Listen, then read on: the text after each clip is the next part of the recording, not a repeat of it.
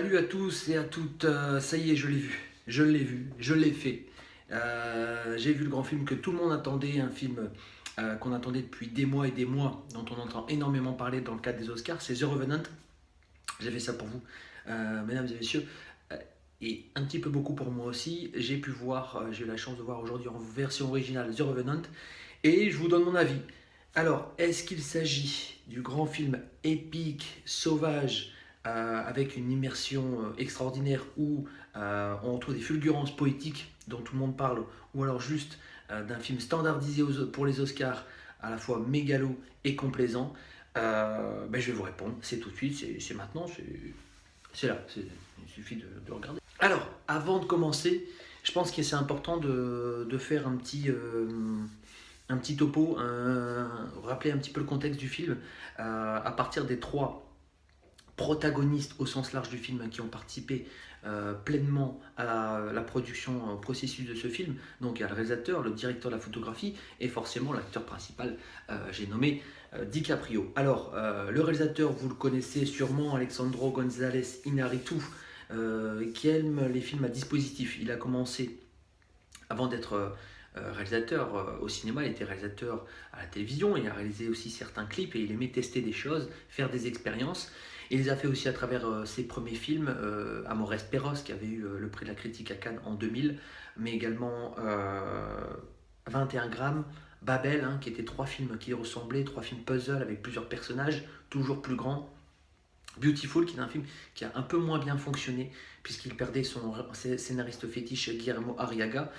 Et ensuite, il est revenu avec un tout autre film à dispositif, Birdman, qui a eu l'Oscar. C'était, vous vous souvenez, ce film avec Michael Keaton, l'ancien Batman, qui s'auto-caricaturait dans des plans séquences autour d'un théâtre, qui était vraiment un grand film à dispositif. Là, on retrouve encore une fois cette veine réalisatrice, cette veine formelle que cherche le réalisateur. Il est accompagné de son nouveau directeur fétiche de la photographie, Emmanuel Lubezki, et ça c'est important de le dire, donc qui a eu l'Oscar pour Birdman, qui a eu l'Oscar aussi avec son compatriote Alfonso Cuarón pour Gravity, et qui est aussi, on va dire, le directeur de photographie attitré de Terrence Malick. C'est très important pour ce que je dirais ensuite dans le film. DiCaprio, enfin, qui cherche à avoir à tout prix son Oscar. Il le veut, son Oscar, il n'en peut plus. Il devait l'avoir déjà depuis Belle Lurette, avec Aviator, avec surtout le loup de Wall Street, où là il s'est fait piquer la statuette par son camarade d'un jour qui jouait dans le loup de Wall Street, à savoir Matthew McConaughey. Donc, ils ont décidé à trois, ils sont arrivés, ils ont décidé à trois de tenter l'expérience de réaliser un film qui était dans les valises du réalisateur depuis des années, depuis une dizaine d'années. Euh, DiCaprio est arrivé avec tout son poids de producteur exécutif et ils ont pu enfin monter ce projet dans des conditions assez extrêmes. On le sait, ils sont allés tourner en Argentine, au Canada, il faisait très très froid, parfois moins 30 degrés, il manquait de la neige, ils ont perdu du temps, ils en avaient marre des exigences parfois outrancières d'Iñárritu et de Lubezki qui voulaient tourner qu'à la lumière du jour, pendant 4 heures seulement. Ils entendaient l'instant magique, le fameux instant magique, et ça a agacé un petit peu tout le monde, et surtout Tom Hardy, qui n'a pas hésité à le dire d'ailleurs, puisque lui il était vraiment embêté, puisqu'il a loupé Suicide Squad.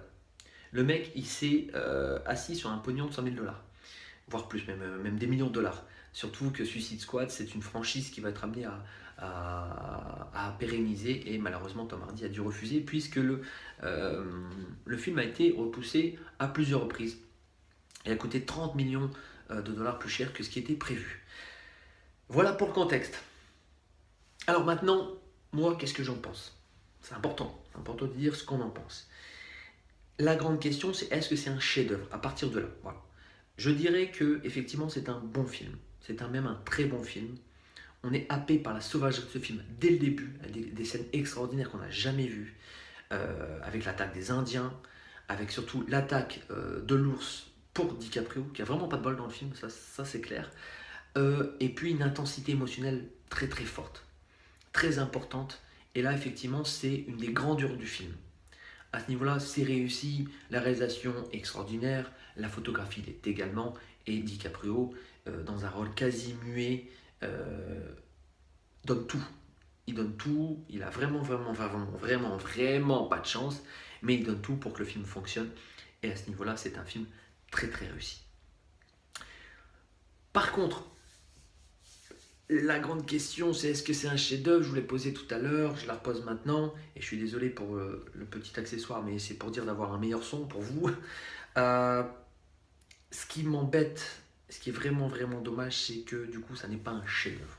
Au sens où on l'entend, au sens où il est impeccable, au sens où il apporte quelque chose vraiment, au sens où c'est personnel, encore une fois, hein, c'est une critique personnelle, c'est un avis, où il vous marque pendant des jours, pendant des heures, pendant des jours, pendant des semaines parfois, pour les films, les chefs-d'œuvre que j'ai vus. Pourquoi? Parce que effectivement, il y a de l'innovation, il y a de l'expérimental, mais ce qui est embêtant, c'est plusieurs choses. D'abord parce qu'ils se sont un peu trop épanchés là-dessus, en disant c'est un film novateur, c'est un film où on est allé jusqu'au bout de nos idées, etc. Et c'est vrai qu'ils sont allés jusqu'au bout, c'est un film qui fait souffrir, c'est un film dont on a froid quand on le regarde, mais c'est un film trop complaisant, à l'encontre du réalisateur qui dit regardez ce que je filme, regardez ma mise en image, de Lubeski qui n'arrête pas de reprendre les mêmes plans qu'on a vus dans le film de Terrence Malick. Donc effectivement, même s'il y a des plans très très bien faits, c'est parfois un peu trop. Et la deuxième partie ne regorge que de ce type de plan-là. La deuxième partie est un peu molle au niveau du récit, et du coup, on ne s'ennuie pas parce que DiCaprio, on aime bien le voir, parce que c'est un grand acteur, encore une fois, hein, vraiment, il est extraordinaire.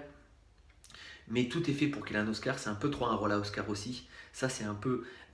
Quand on a du mal à penser à ça, même si je fais abstraction de tout ce que j'ai lu avant et après, on a du mal à ne pas y penser. Donc voilà pourquoi, même si c'est un grand film, ça n'est pas un chef-d'œuvre. Mais je ne vais pas faire la fine bouche, c'est un film que je vous conseille. Voilà, donc en conclusion, je vous conseille de prendre des chaussettes, très très important, style chaussettes de ski, mais vraiment la grosse chaussette. Parce que quand vous regardez ce film, vous êtes tellement immergé que vous avez super froid partout, d'aller le voir, de prendre un grand plaisir. Et j'ai oublié d'en parler, les autres acteurs, les autres rôles, hein. Le rôle de Tom Hardy est très très bon, un jeu tout en nuances, parce qu'il a l'habitude de faire le méchant, et même s'il a des rôles de gentil, il a l'habitude de jouer les mêmes types de rôles de personnages très fermés. Là, c'est encore le cas, mais il a une subtilité qui est encore plus forte que dans les autres films. C'est un film, effectivement, encore une fois, dont on ne sort pas tout à fait indemne, même si c'est pas un chef-d'œuvre, mais allez le voir en version originale si c'est possible, et prenez un maximum de plaisir. Et rendez-vous aux Oscars. À la prochaine, c'était JC Prod pour sa première vidéo. J'espère que vous avez aimé. N'hésitez pas à mettre j'aime, à mettre j'aime pas, et à commenter ce que vous avez aimé ou ce que vous n'avez pas aimé. En tout cas, c'est un plaisir pour moi de commenter ce film pour vous, et j'espère vous revoir assez vite. Ciao, ciao!